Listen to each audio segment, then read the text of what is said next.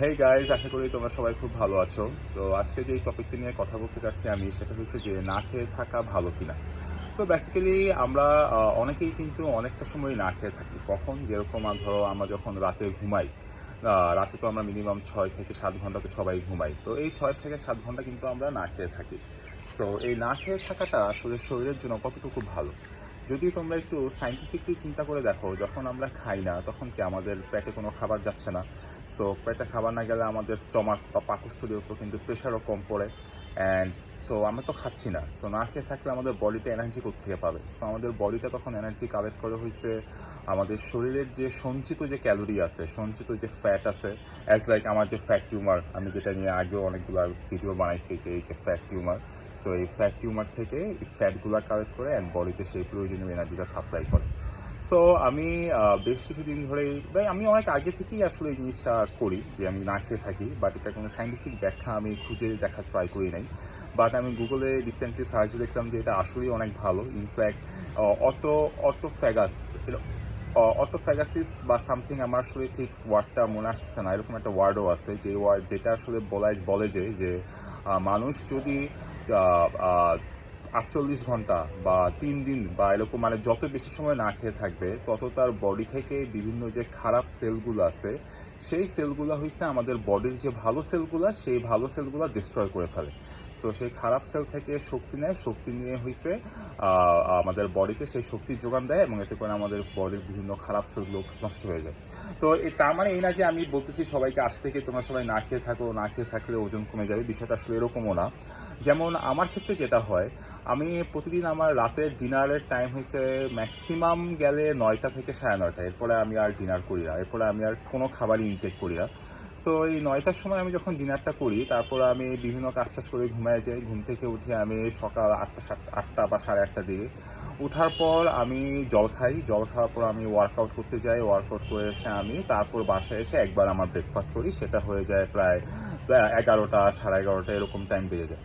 So এই যে একটা লম্বা সময়, প্রায় 12-13 ঘন্টা যে আমি না খেয়ে থাকি, এই না খেয়ে থাকার ফলে যেটা হচ্ছে, আমার বডিতে আমি ফিল করতেছি আমার খুবই লাইট ফিল হয়।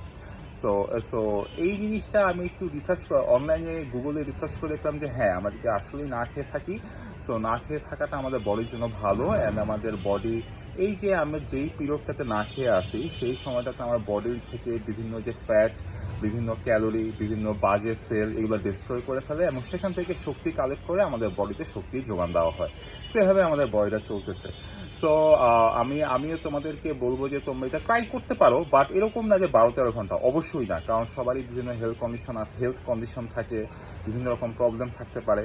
সো যেটা করতে পারো যে ধরো রাতের বেলা যে তোমরা 8টা থেকে 9টার ভিতরে তোমরা ডিনারটা করে ফেললো, ব্যাস এটাই কিন্তু আসলে উচিত। 8টা থেকে 9টার মধ্যে ডিনারটা করে ফেলাটাই সবচেয়ে ভালো, আরও আগে করতে পারলে আরও ভালো।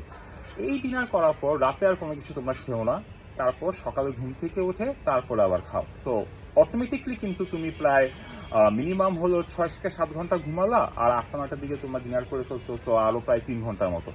সো প্রায় 10 ঘন্টা তোমরা না খেয়ে থাকতেছো অটোমেটিকলি, অ্যান্ড এটা কিন্তু আমাদের নর্মাল একটা হ্যাবিচুয়েটিং। সো আমরা যদি সবাই চেষ্টা করি, অ্যাটলিস্ট আমরা আমাদের ইনিশিয়াল পদক্ষেপটা তোমরা এইভাবে নিতে পারো যে আমরা যাই করি না কেন রাতে 9টার ভিতরে আমরা ডিনারটা করে ফেলবো। সো রাতে 9টার মধ্যে ডিনারটা করে ফেললে নির্দ্বিধায় আর রাতে কিছু খাচ্ছ না, ঘুমাচ্ছ রাতে, দেন ঘুম থেকে উঠে আবার ব্রেকফাস্ট করতেছো। সো অনেকটা সময় তোমরা না খেয়ে থাকতে পারতেছো। সো এইভাবে আস্তে আস্তে এই এন্ডুরেন্স তোমরা বাড়াতে পারো এবং যেটা করতে পারো যে যখন তোমরা ব্রেকফাস্টটা করবা, ব্রেকফাস্টটা খুবই হেলদি একটা ব্রেকফাস্ট করবা, খুবই হেলদি।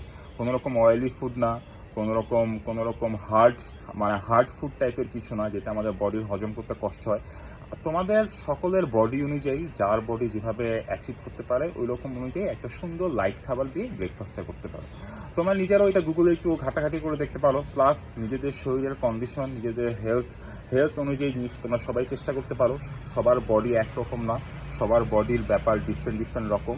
সো অবশ্যই নিজের বডি অনুযায়ী এটা করবা, বাট অ্যাটলিস্ট এটা ট্রাই করতে পারো। অ্যাটলিস্ট এটা 8টা-9টার ভিতরে দিনারটা করে ফেলতে পারলে সেটা খুবই ভালো। এটা করে ফেলতে পারো, দেখবা যে অনেকটা সময় এটা ফাস্টিং হয়ে যাচ্ছে। এটাকে বল মেবি ইন্টারমিডিয়েট ফাস্টিং, এরকম কিছু একটা টার্ম বলা হয়।